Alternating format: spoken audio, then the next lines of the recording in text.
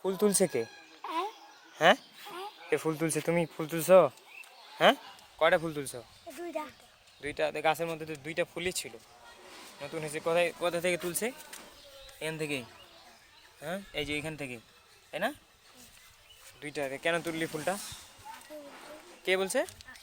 আখি। আখি কে? সুমনের বেটি। তো ও ফুল তুললে তুই তুলতে বললে তুই তুলবি?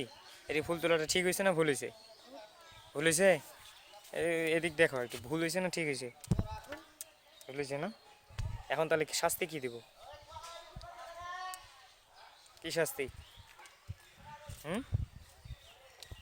আর তুলবা ফুল? হ্যাঁ, ফুলেরা কোথায় সুন্দর? হুম, ফুলেরা কোথায় সুন্দর? গাছে। কোথায় সুন্দর? গাছে। নেক্সট টাইম তাহলে আর ফুল তুলবো না, হ্যাঁ?